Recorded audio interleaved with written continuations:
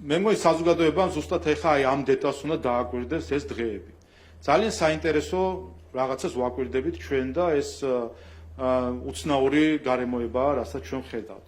ჩვენ არჩევნებამდე გვესმოდა, მათ შორის ევროპელებისგან გვესმოდა, რომ საპარლამენტო არჩევნების შეფასებისას ისინი იხელმძღვანელებდნენ ეუთო ოდირის დასკვნით.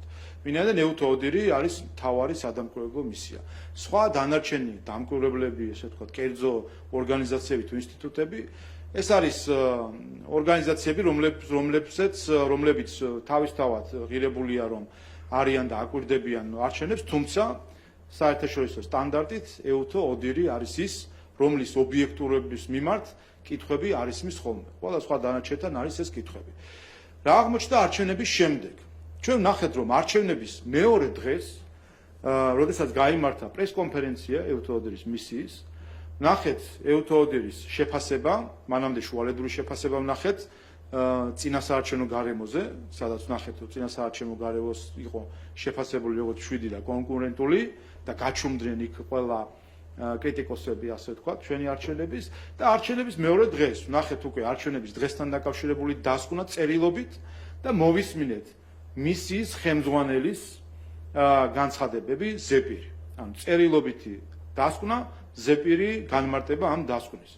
როგორც წერილობით დასკვნაში ეუთო ოდირის, ისე ზეპირ განმარტებაში მისიის ხელმძღვანელისა ჩვენ მოვისმინეთ და ამოვიკითხეთ შემდეგი, რომ ეს არჩევნები იყო კონკურენტული, რომ ყველას შეეძლო ჩაეტარებინა საარჩევნო კამპანია თავისუფლად, რომ ამომრჩევლებს ჰქონდა დიდი არჩევანი და რომ ამის შედეგად არჩევნები შედგა და საქართველოს ყავს არჩეული ხელისუფლება. აი ეს არის ის ფორმულა, რაც ჩვენ მოვისმინეთ ეუთო ოდირისგან და წავიკითხეთ მის დასკვნაში. და რა ვნახეთ ამის შემდეგ?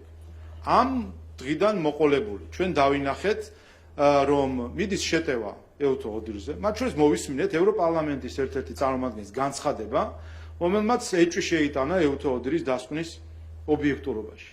და მანამდე, სადამ ეს დასკვნა იქნებოდა, არჩევნებამდეც ვნახეთ, როგორ აალაპარაკეს ადგილობრივი ოპოზიცია, გვარამია და გიორგი კახარია, რომლებაც წინსწრებით თქვეს, რომ მათთვის განსაზღვრელი არ არის ეუთო ოდირის დასკვნა. თქვენ გახსოვთ, ჟურნალისტები უსვამდნენ მათ კითხვას, ტრადიციული პოპულარული კითხვები როა ხოლმე, ასე ვთქვათ, რომ ეუთო ოდირი თუ იტყვის, რომ არჩევნები შედგა, აღიარებთ თუ არა, და ისინი გაურბოდნენ ამ კითხვას და ამბობდნენ, რომ მთავარი განსაზღვრელი არის ხალხი და ასე შემდეგ.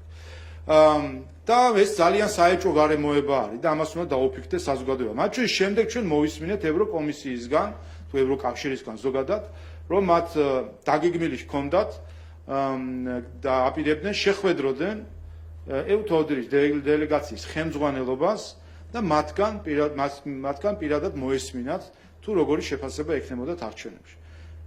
გაიგეთ ვინმე ეს შეხვედრა შედგა თუ არა, სინამდვილეში ეს შეხვედრა შედგა და ჩვენ საჯაროდ არაფერი არ გვითხრეს იმ შეხვედრაზე რა ითქვა და რა მოისმინეს ეუთო ოდირისგან. წესით ამ შეხვედრის შემდეგ ჩვენ უნდა მოგვესმინა ევროკავშირისგან, რომ აი ეხლა უკვე მოისმინეთ პირადადაც ეუთო ოდირის ხელმძღვანელობისგან, მისიის ხელმძღვანელობისგან პირადი შეფასებებიც, ასე ვთქვათ, და განმარტებები და ველოდებით თქვენს დასკვნას, რა დასკვნა გამოგაქვთ აქედან. ამის შემდეგ არის სრული შტილი და სიჩუმე. და ეს არის საეჭვო სიჩუმე, რაც აჩენს კითხვის ნიშნებს. კიდევ ერთხელ, ევროკავშირის წარმომადგენლების მხრიდან არჩევნებამდე ჩვენ გვესმოდა, რომ ისინი მათთვის მთავარი დასაყრდნობი იქნებოდა ეუთო ოდირის დასკვნა.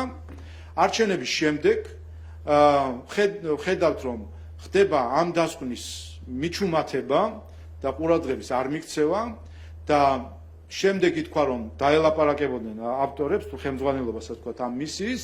ეს შეხვედრა შედგა რამდენიმე დღის წინ, თუმცა შედეგთან დაკავშირებით არავინ არაფერს გვეუბნება.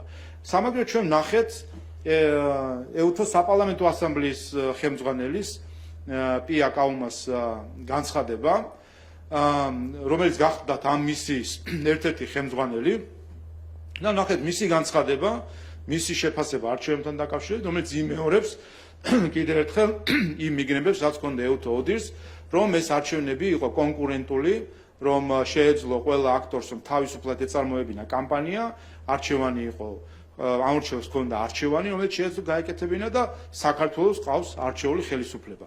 კიდევ ერთხელ მოვისმენთ ეს ეუთო ოდირისგან და რატომღაც ამას ყველა ატარებს გვერდით და ვერ ხედავთ რეაქციებს ევროპელი კოლეგებისგან, რაც კიდევ ერთხელ აჩენს კითხვის ნიშნებს, რასთან გვაქვს საქმე.